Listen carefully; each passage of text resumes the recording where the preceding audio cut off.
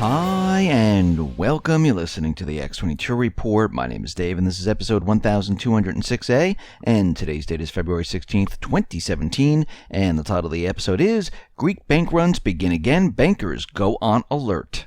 Now, before I get started, I just want to make an announcement. I just uploaded an interview with Craig Hemke on the X22 Report Spotlight YouTube channel. So you can go over to YouTube, just type in X22 Report Spotlight. It'll bring you right to the video, or you can come over to the X22Report.com site, scroll down a little bit, look over to your right-hand side, you can play the video there, or go to newssentinel.com. Same thing, scroll down a little bit, look over to your right-hand side, and you'll be able to play the video right on the site.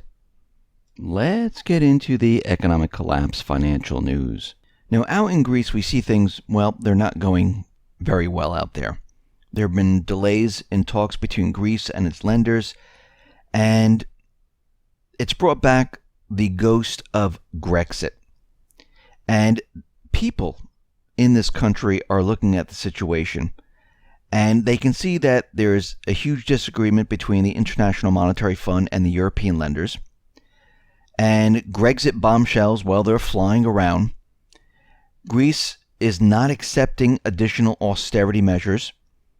And the citizens, again, are looking at this saying, okay, we need to be ready and prepared. And they feel that the economic situation is deteriorating. And what we're seeing is that the Greek people, they're making a run on the banks. Now, there are capital controls in effect right now. But what we're seeing is that people are taking out as much as they possibly can.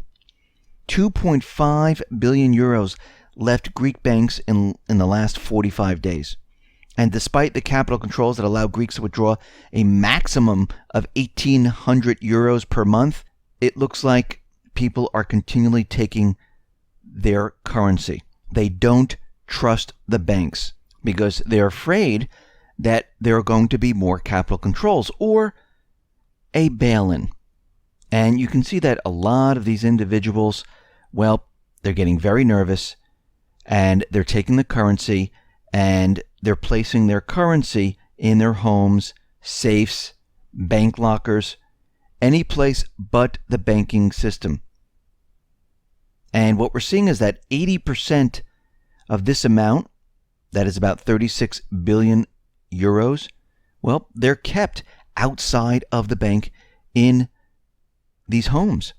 They're very nervous about the banking system and capital controls and bail-ins. And we can see right now, you can't wait for the last minute to start doing this, because when a bank holiday comes, when the bail-ins come, guess what? You won't have a chance to get your funds. I mean, these individuals that thought everything was okay, they started putting money back into the Greek banks. Now they're realizing, well, we have problems once again because everyone told them that everything is fine. This is what they always say when they get more debt. But what happens is they place capital controls, then they increase the capital controls, and it makes it harder and harder to get your funds out of the bank. And we can see that many countries today, throughout the Eurozone, they are hurting right now. I mean, if we look at France, if we go back to 2013 when Hollande said, the crisis is over, things are going to be improving in France, and the unemployment was something like 10.4% at that point in time. Fast forward to today, the unemployment rate has gone absolutely nowhere. It is at 10%. Would it drop 0.4%? It's still double digits. It really doesn't matter. And it's been bouncing up and down to 10.4, 10.3, 10.2. So nothing has improved since 2013. And you wonder why people want a different leader, why they want to get out of the euro, why they don't want a central bank. Because they can see right now that things are not changing, they are getting worse. And most likely, this unemployment number, this is the manipulated number, because we know the Eurozone and many of these countries follow what the United States does, where those people who are no longer looking for work, they're just not counted. Because we can see right now in Greece, in France, in Spain, in Italy, the situation is getting worse and worse day by day. Here in the United States, we're seeing the manipulation is continuing. They're telling us that initial jobless claims, well, it inched up a little bit, but it is at all-time lows going all the way back to 1973, which makes absolutely no sense because we've been seeing layoffs from major corporations, from retail stores, but we know how this is done once again. They can easily manipulate these numbers to make everyone feel that everything is fine. Now, we understand there is a student loan problem, and there is a petition that has been put up on the whitehouse.gov where they're saying that we need to allow students to go bankrupt. Because what we're seeing right now is that students cannot find jobs, and they're having a very difficult time paying these student loans back. And bankruptcy in the United States is governed under the U.S. Constitution, Article 1, Section 8, Clause 4, which authorizes Congress to enact uniform laws on the subject of bankruptcies throughout the United States.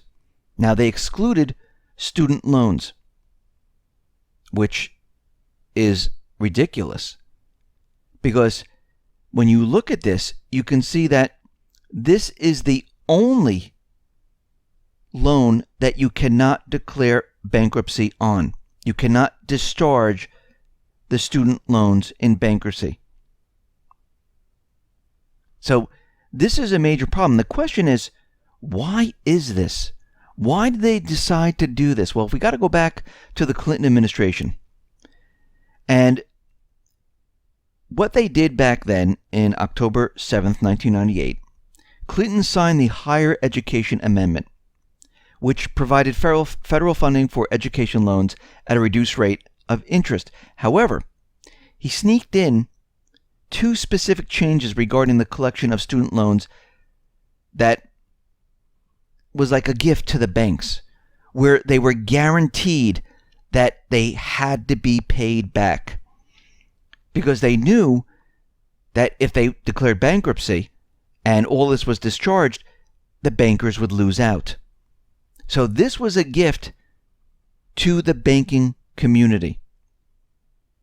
And what we're seeing right now is that 65%, well, they cannot find a job and they can't pay back their loans.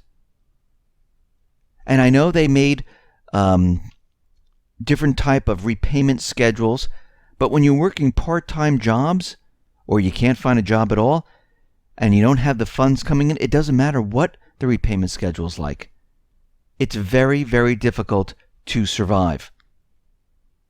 Now, we can see out in the housing market, housing starts, well, they declined by 2.6%. They expected a 0.1 increase. And again, we can see that the economic situation around the country is deteriorating. We're seeing retail stores close. Retail sales are declining. We see housing, that is declining. Mortgage applications are down negative 3.7%. So what we're seeing right now is things are rapidly deteriorating. And we know from Janet Yellen, who's already said, well, the economy is getting weaker. It's funny, just 4 or 5 weeks ago, she said the economy was strong. Obama said he was handing off a strong economy to President Trump. And now all of a sudden the economy is weakening. And remember, don't blame the Fed for this. And we can see right now, this is why they're saying it, because the truth, and we've said this a long time ago, the truth is eventually going to shine through. The real economic hard data is going to crash through the illusion. And that's what's happening right now. And remember, there's a fight going on right now. Because the central bank, they just can't bring the economy down right now. I'm sure they wish they could, but they can't, because who do they blame it on? Well, they can't blame it on Russia. They can't blame it on Trump just yet. So they need to keep everything pretty much the way it is. They can start the narrative of the story of the economy starting to get weak, and if Trump puts forth his economic policies, that will destroy the economy. And we can see this is exactly what they're doing at this point. But Trump actually has the upper hand right now, because he understands as a businessman, when he looks around, well, we don't have the tax receipts. The loan on the country is 20 trillion plus, actually 200 trillion unfunded liabilities. The interest rates are very low, but if they start moving up, we're in trouble. And we can see right now, this business model for the country is not working. And the only way to get out of it is to write off the debt. That is the only way right now. Because we're seeing that housing delinquency on FHA mortgages, well, they jumped in the fourth quarter since 2006. And what we're seeing right now is the same situation that we saw in 2006 moving forward. And the delinquency rate jumped to 9% from 8.3% in the third quarter. Well, researchers note that the increase was driven by mortgages made since 2014. And we're seeing the early stages of delinquency. This is not a good situation. If we see interest rates move up, well, this is going to make it very difficult for those people who have variable rate mortgages. As more and more people lose their jobs and try to find jobs, this is going to make them late on their payments. And this is how it started back in 2006 going into 2007. And what we're starting to see is that traffic is drying up and people are not going out and looking at houses and purchasing homes right now. And we see prices are starting to fall. Now, very interestingly, there's leading fund managers that are saying that gold is undervalued right now. Now, last time gold was considered undervalued, the price surged. Bank of America Merrill Lynch, they surveyed about 175 money managers with $543 billion in assets under management. 34% of investors believe protectionism is the biggest threat to markets. Gold is viewed as the best protectionist investment by a third of investors. And what we're seeing coming out of Brent Arends, who writes for Market Watch, the latest survey opinion is of more than passing interest. These guys typically do not hold gold in their portfolios.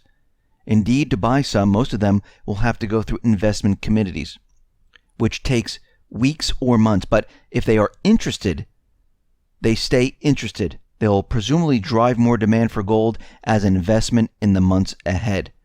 So what this is saying is that these 175 money managers with about $543 billion in assets, they're looking to place their funds. Now, the question is why? Well, one is inflation, stagflation, and protectionism. The interest in gold comes from two parts. First, the clear risks on the horizon, namely stagflation, inflation, as well as rising interest rates, and a potential conflict around the world. The second part is our increasingly familiar friend, uncertainty. So we can see right now that they're looking to move their funds into gold, which will increase the demand for gold, which will rise, which will have the gold prices rise. Now, something very interesting. The Federal Reserve Bank of Minneapolis, Neil Kashkari, said that U.S. banks do not have sufficient capital to withstand a major crisis. We understand that these banks are insolvent. He says the following: when you're applying for a mortgage or a business loan, sensible banks, keep that in mind, sensible banks are supposed to demand 20% down payment for their borrowers. If you want to buy a $500,000 home, a conservative bank will loan creditworthy borrowers $400,000, and the borrower must put down $100,000. The same thing with banks that are using your money in the deposits for investments. They're supposed to leave a certain percentage in the bank, but the banks aren't doing this, and they're making really bad investments. And they're saying the banks, they don't have the capital to withstand this major crisis that is coming. And we can see right now, when this crisis hits, just like in Greece, just like in Cyprus, just like it's going to hit in Italy and France and throughout Europe, it's going to hit here in the United States, the banks will not be able to hand out funds. And the FDIC cannot do anything unless the banks go under. Instead of them going under, the banks will say, we're going to raise capital by going inside the bank and taking the rest of the deposits, called bail-ins. And there will be capital controls placed on all of these banks where you will only be able to take out maybe $1,500 a month or so. And we can see right now, at that point, it will be too late. They're already telling you they will not have the funds to hand out. And even if the bank does go under, and it's going to be multiple banks, the FDIC doesn't have enough to cover all of it. And this is why they created the bail-in documents. There's a reason why the Bank of England, the FDIC, the United States, the European Union, all created these bail-in documents, because they knew when the crisis hits, they're going to have to shut down the banks. They're going to have to go inside to the bank and take the capital from inside, because they're not going to get it from the governments. They're not going to be able to get it from the printing press. And everyone needs to be ready and prepared for this, because we are headed in this direction. Listen, everyone, thanks a lot for listening. Be well, be safe, and especially be prepared. Thanks a lot.